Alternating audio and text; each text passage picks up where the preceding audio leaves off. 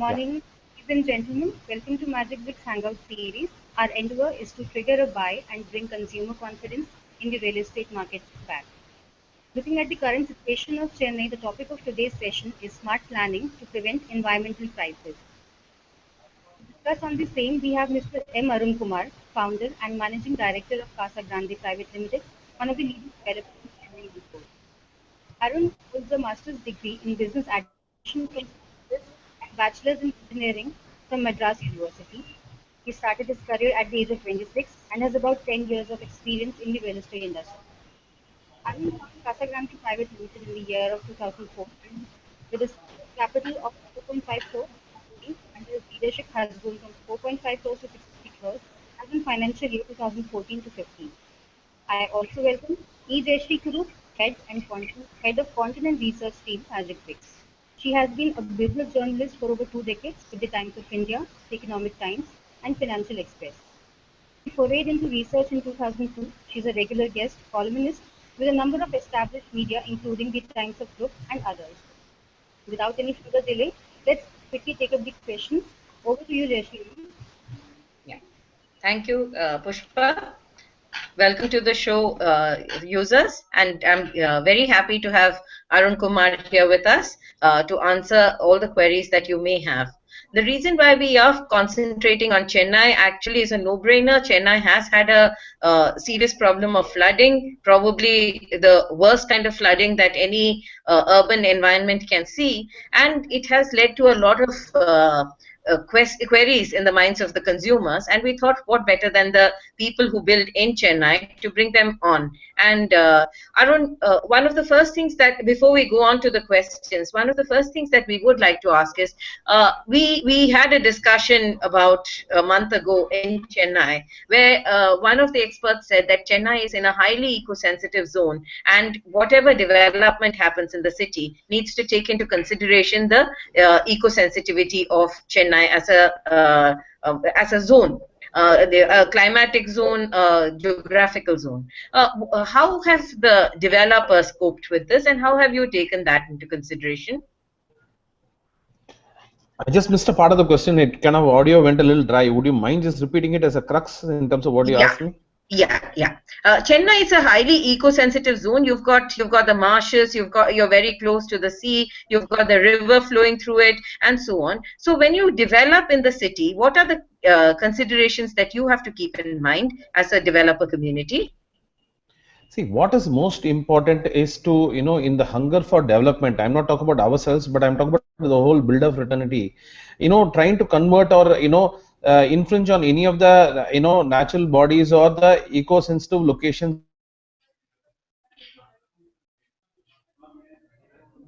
I'm afraid we've lost these, which we can for sure target on and try and do the logical developments and not get closer and closer to it or ask for any kind of a conversions of any of these eco-sensitive zones, because when that happens, automatically it puts a lot of pressure on the system in terms of how the whole city was conceived. The cities have been very well would not be good. So that is how we see it.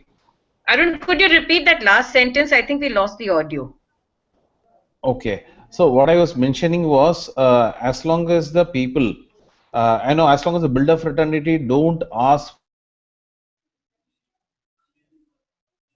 these, primary rules in terms of what kind of developments which happens around these eco-sensitive, bodies, or all these things. Actually, it will augur well. So if those things are not touched, if they evolved many centuries back, is primarily maintained, that itself augurs well, is what I was saying. Okay, great. Let me go to some of the questions that our consumers have asked. One of the things that they've asked is, what kind of role does the government need to play to make it a sustainable environment?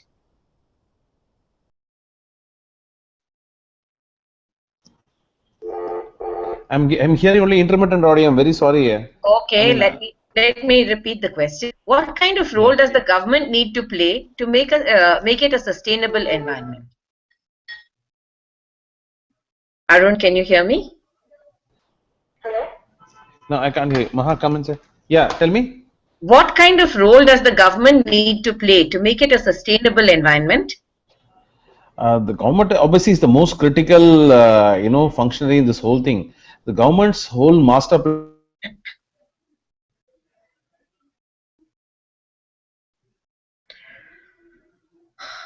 has to plan how the whole,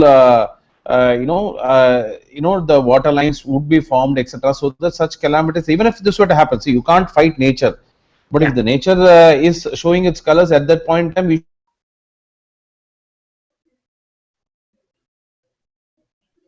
see, in fact, now the rain is very clearly exposed a huge stagnation points, etc. Now that the huge lying areas evolve drain lanes accordingly, so that ultimately the water, even if such situations were to happen, would immediately kind of keep draining out, or would not become a situation where the flooding becomes unmanageable. Floodings can happen. See, you can't help it that we can be precision as a city in terms of floodings don't happen, because this, I mean, this is once in master planning ready, evolve the drain lanes accordingly, channel them to the right water bodies which can take them out, whether it be the Kuam or the Adaya river and so on and so forth, which ultimately can drain it out to the sea. Right. So that is very critical. And at this point is when they should possibly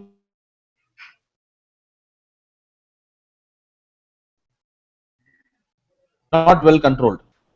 Arun, we missed the last part of your audio. If you could repeat that last sentence once more. I'm really sorry about the audio, but I think we had a problem. Yeah, I guess even I have not heard you. Whatever you are. The last part of your audio, we missed the your concluding. I don't know whether the concluding sentence which I mentioned was the government has to plan for these contingencies during this time, because this is when it gets exposed to all the weaker areas, all the areas which are not well channelized get exposed. And so how can you as a developer body work with the government to make it happen? Pardon? How can you as a developer body work with the government to make it happen so that this kind of calamity does not get repeated? For sure. See, as developers, what we normally do is actually we have a lot of forums where we have discussions with the developer body, and what we do at that point in time is actually bring out all these concerns or issues where we are doing certain developments, and when those developments where we cite out all these issues, automatically brings in kind of a visibility to the government in terms of where those issues happens. But having said that, we are also willing to participate with the government in terms of possibly, even contributing in sense to creating better channels. Let us say if the government's putting a levy to say that if you're doing a huge development here, you need to bring out the right channels or the ditching lines so that the water would get drained out. And even on the public roads, it's a part of the developer's expense, which is something which we will be more than happy to participate. That possibly augurs well ultimately, because otherwise expecting the government alone to do everything gets difficult, and everybody has to contribute. And as a builder fraternity, we are willing to do both. One is part knowledge, where there is a gap in terms of where the issues could come from, which happens any which way. The other thing which doesn't happen is the government can go ahead and levy certain public related work also as per their norms, which has to be done assuming we do certain development in a particular location. Assume we are building about 1,000 houses in a particular location, and that's going to put enormous pressure on the system whatsoever. So it's for us to do the certain developments around those locations as a part of the whole development. Right. That's a very positive statement that's come forward from the developer fraternity. Now this one, I have a query here which says, has the Chennai floods affected the city's real estate market? See, I'll tell you what, actually the mood is very low. We are only hoping and praying that everybody comes back safe, everybody comes into the routines, the city is again cleaned up, etc. Real estate looking up, not looking up, honestly at the moment is not so important a topic. Though from a very selfish window, we would want the real estate market to look up and everything being okay. I believe Chennaiites will continue to be Chennaiites. So nobody is going to run away from the city, and if they're going to stay back, they're going to need houses. At the moment, actually, it is immaterial. Maybe they may take about 1 month, 2 months, or they may, if it gets sunny. See, we are used to it. Actually, Chennai has seen a few calamities, and when it becomes sunny days and everything's back into routines, we all tend to forget and move on, and you can't help it. So we just hope that when they are all safe and fine, we want them to come and buy houses from us. But to me, honestly, that is not so much a priority today. Let everybody be healthy after such an event has happened, and that is how I see it. Okay, very good. Suppose you were to pick up the 5 planning initiatives that need to be picked up immediately by the developers and the governments in tandem so that Chennai remains safe. What are the 5 planning initiatives that should be taken up? First and foremost, as I mentioned, the surveys of the city has to be done where the water stagnation was heavy. In fact, all the local talevars or local panchayat talevars or local councillors, etc., would have very clear clarity on what are the streets which got flooded during this time. So that survey is the most critical. Now that the survey is done, the master plan has to have an overlay of the new survey and evolve the streets and roads and the subways which possibly had a bigger impact, and evolve the new master plan to create better channels, better drain lanes there. Because I mean, I am not too sure whether we can say flooding will again never happen. It will take another 200 more years. We can't say that, but it can happen even the second year. If that would happen, if again we get affected, that's a very poor scenario. So the master planning has to be overlaid on that, and the new thing, I mean, has to happen. Third thing is, as a builder fraternity, we should not ask for any kind of a, I would say the marginal, changes which we might need in the how the city is in terms of for any of our better developments. Because when that starts happening, automatically it starts hurting these things. Right. And the fourth thing is actually the government should somewhere be a little more stronger. Whatever the government is, unfortunately, it's the government's sense that they're weaker when it comes to a lot of slum dwellings which are around all the water channels, which have huge impacts on all these things. See, somewhere you will have to relocate them, and if you can relocate them safely, a part of the problems solved, because then you can dredge the channels to become bigger, and if the channels become bigger, the quantum of cusecs of water which can be released through those are a lot higher, and that is how it was. So those are things which has to be done. Yeah, very, very critical, and I think these are things that we will definitely amplify to our readers. There is a query saying that I had booked a 2 BHK from an ISO certified builder. The building is almost complete with a few internal wiring and weatherproofing and so on. On discussing about the weathering of the roof, the builder has planned for a different approach for laying the weathering of the roof after this calamity. Do you think that this kind of, there is going to be a rethink from developers in ensuring the safety of buildings? See, but look at it this way, honestly, any good buildings actually have not been really damaged per se. What has possibly could have happened is, if they have not raised the building beyond a particular level of the road, there is probability of water, gaining into the ground floors, etc.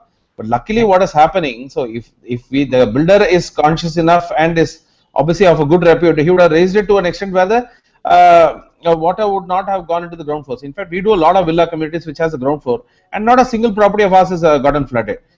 I mean, having said that, the builder has to take cognizance of that and raise the levels of the ground level of the house, or the ground level of the house as against the terrace and etc. Terrace, see, there is no issues per se on that. In fact, people on the higher floors were safe. There is no problem at all. So what has happened is predominantly the ground floor levels actually.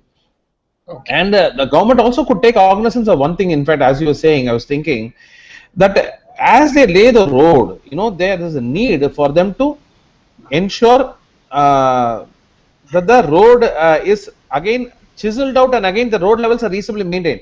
Every time you lay a road, you cannot raise the road to a point where ultimately it gets to about 4 feet higher compared to what it was 20 years back. So those are all prudent measures which the government has to take, because how can we also raise the level of a house above 4 or 5 feet? It doesn't make sense. Because initially when they are moving in, it doesn't make sense at all. Because the ramps which you create is so tall from the road, it gets very uncomfortable. So we can also do it. The government also has to take cognizance of this. But we do this from our end. Terrace, etc. is not an issue. Those are unfounded fears people seem to have. They'll be there for some time. Again, as I said, 2 months people tend to forget. Okay. What is the first thing that you as a developer fraternity will do for those whose houses have been affected? There are a lot of people whose houses have been affected.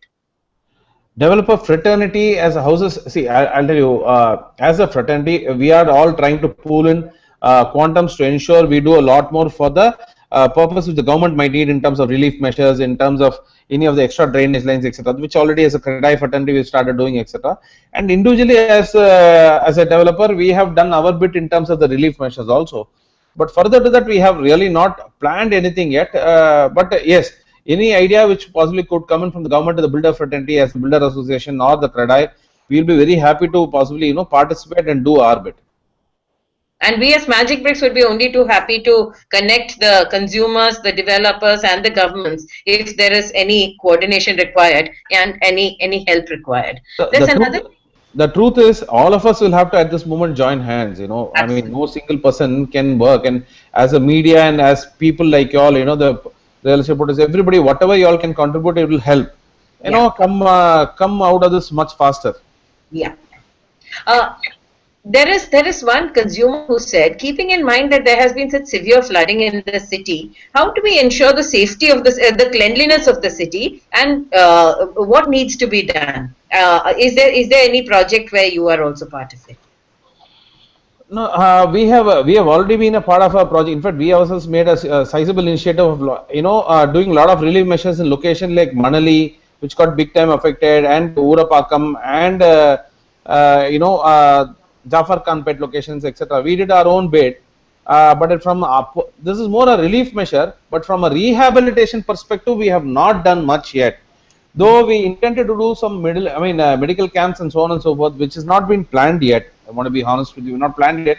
But we will for sure participate as and when an opportunity arises. Right, right. We have a consumer called Anchal Gupta who has been asking a series of questions. She has said that you have your projects in almost all the major localities of Chennai, and they are also one of the affected parts of Chennai flood. What are the major changes you will make in these when building in these localities, especially the ones that have been flooded? See, I mean, we have not been flooded, other than the stilt level of the car parks. So, but Yeah. what we possibly now would want to do is ensure there is a drain lines which are getting created in those stilt levels also, because even if the cars are going unsafe, that is still not good. Yeah. So, and ensure that the drain lines possibly could be connected to a point where ultimately there is a higher probability of it draining. Right. Okay, that is the only primary measure which we intend to take, because most of the sites of ours didn't get flooded heavily at all. In fact, didn't get flooded at all. Obviously, in the locations like West Pambalam or one or two places where the sites were there, where the whole streets were flooded by about a 5-6 feet. I mean, we are I mean, we can't do much beyond the fact that ours inside our site could have been 4 feet as against the 6 feet outside. Those Okay. are the scenarios, but that's what we can do. Obviously we can evolve better drain lines within our sites to ensure the water possibly gets drained out faster. Because the filling would happen when there's a heavy slash of rain or heavy torrential pour. The site would get, I mean, the house would get flooded, because we obviously don't see. If you see the quantum of rain which happened on the Tuesday night and the Wednesday was unheard of ever. So Yeah. we don't plan drain lines for that one couple of 4 or 5 hours kind of scenarios. Right. So at that point, there will be flooding, and there could be hence a lot more of issues. But we have consciously decided that we'll even go 2 feet above from the ground level. We will provide better drain lines, etc., and so on and so forth. Yeah, Right. Anchal asks another question. After such a disaster in Chennai, how will home buyers trust developers or housing facilities? How are you planning to make any changes in the communications accordingly? I haven't heard you. Can you just repeat this question? Yeah, Anchal has one more question. She's saying after a disaster as like has happened in Chennai, how will home buyers trust the housing facility that they are buying? And are you planning to make any changes in the marketing of the projects when consumers buy? How do you alleviate? I want to be very candid here. Let me give you a very honest answer. Yeah, It is not, obviously, a few unapproved buildings which could have come up, etc., or any of those things are very far and few in the city. Otherwise, what we do is very clearly as per the government norms, we have done our projects. And not only me, quite a few of the builders, honest builders, more than about 100 category A builders who are possibly part of CREDA, etc., have done very clean approved buildings. What possibly would be needed at this moment, other than what I already told you that we can do, is the yeah, government to create better master plans and better thinking on this, where we will be happy to partner with in terms of either the knowledge sharing or possibly some bit of execution also, that we can fall in line with. But the builder is not the reason for the flooding. It is not fair, which I would be very confident and very vehement in saying that it is a natural calamity. So God primarily, and a certain poor or lesser planned master planning, and a few of the buildings possibly which were not approved, etc. But right. other than that, I mean, a builder doesn't become a primary reason whatsoever in this. We are also as much affected in so many of our sites which are under construction. We also have lost a lot of material. We also have tried to safeguard all laborers. We have more than 5,000 laborers working in our sites. We've ensured for those more than 2 to 3 weeks they were all safely sheltered well. They were provided food, so on and so forth. So we also do our bit. Don't keep builders away from the society. We are very much a part of it. We care for it, and we try and do our bit. So Arun, if a consumer had to, there are 5 things, like you told us, 5 planning initiatives that the city should take. What are the 5 things that a buyer should keep in mind when buying a property? The buyer, first and foremost, I would still think possibly he should build from builders of higher repute, even if it means a couple of lakhs more. Sometimes that does happen. Instead of chasing, let us say simply you go to a place in Tambaram, a G+1 structure, some unknown person is building. He would not raise a building about 2 or 3 feet above road, or he might not even do that. So that is when the problems start off. He might violate a lot more, which will ensure his drain lanes are not well laid, etc. So he has to, first and foremost, all the customers have to buy from good reputed builder.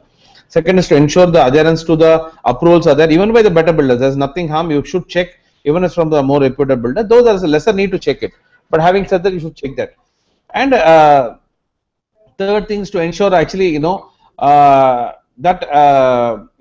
possibly as you rightly said, if there is water, big time seepages from the terrace, etc., whether the builder is focusing on the right waterproofing materials across the whole project, is something they could check. And the other thing which they can take cognizance of is possibly if they can reach out to the nearby locations or nearby neighbors where they are evaluating a particular site to check whether during this rains whether there is a heavy flooding, etc. And if heavy flooding has happened, check with the government body whether there is a logical plan to drain out or thing. Because if there is heavy flooding in a particular area, then the government should either take up a plan to ensure the drain lines are much better laid in that locations, and if it is done, they can still go ahead. So these are the broad thinking which a consumer possibly has to have. But other than that, see, no doubt it's a very painful, a very situation all of us have gone through and are going through possibly.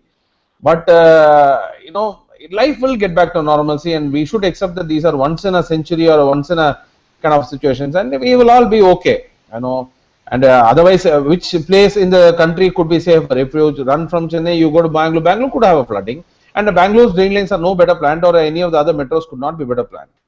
So I don't see it being many factors don't come in. These are the few factors which you'll have to look at it and move on.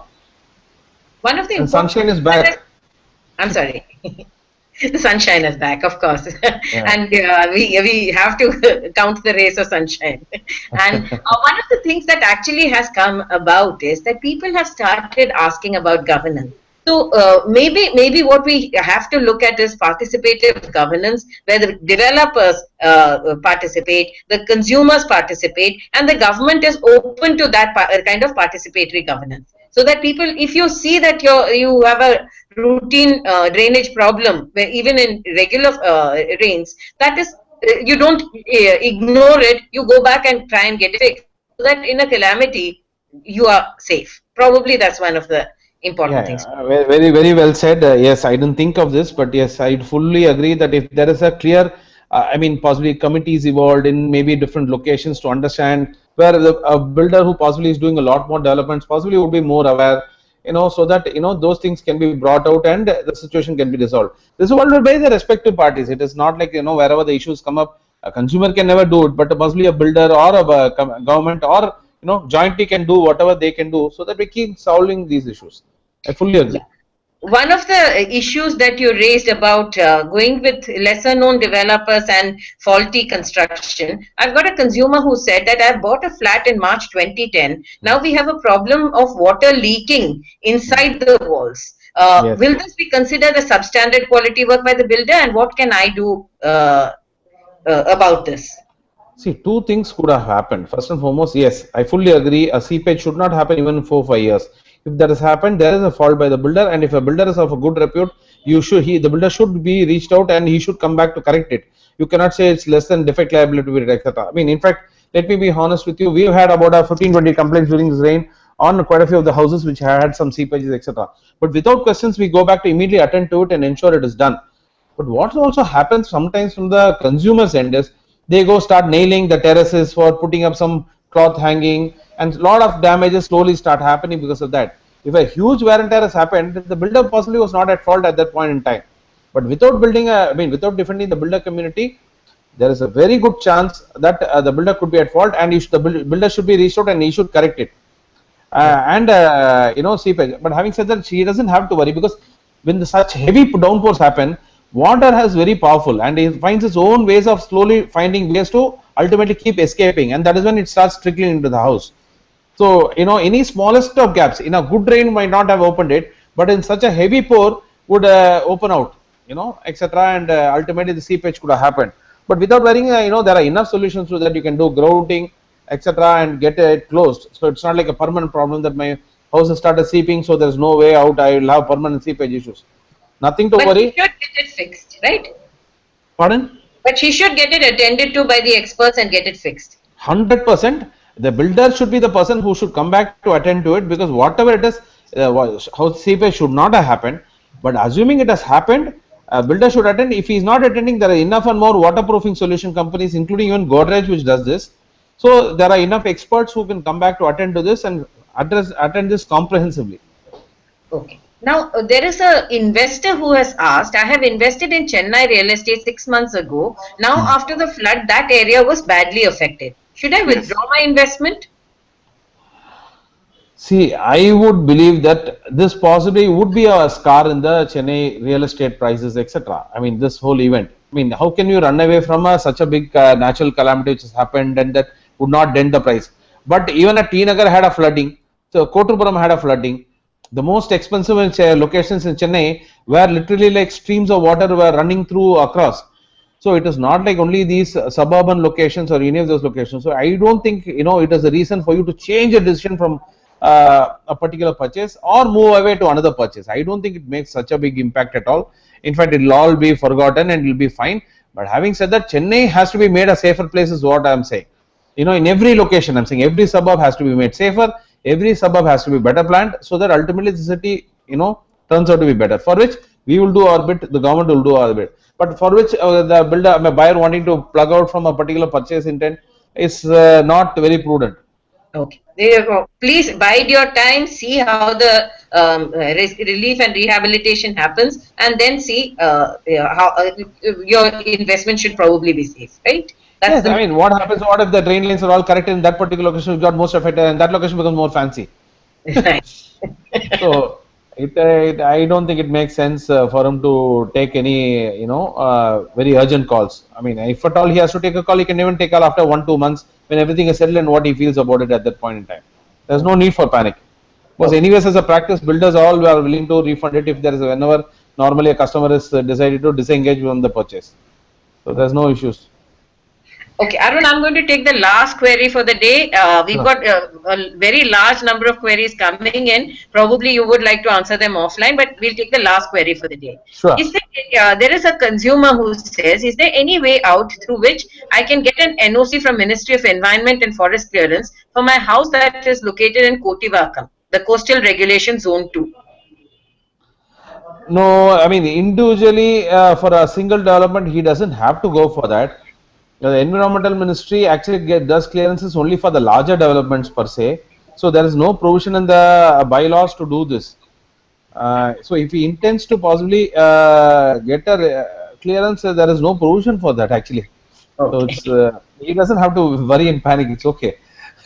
I mean, one more message which I possibly want to say, if at all anybody would, I mean, thing is actually, yes, this is a situation we've been together in it. We all have been affected parties. Everybody's done their bit to solve it and think.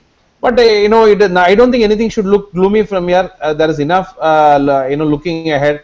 Chennai is a great city. Chennai has enough and more positives about it. Chennai is one of the safest cities.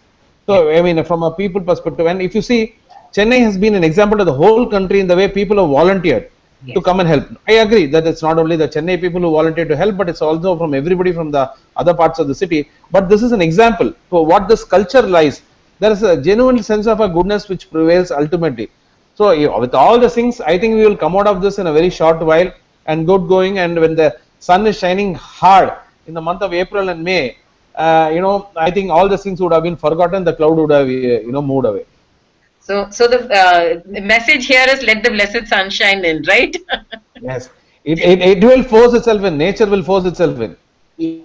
Thank you so much, Arun, for participating, and thank you the audience for participating. If there are more queries, I'm sure Arun would be happy to take these queries. We have a forum, the Magic Bricks forum, where queries from consumers are answered, and we'll be happy to send your queries back to Arun for answering on the forum. We are happy to answer everything. Thank you so much for this. Thank you. Bye-bye. Bye.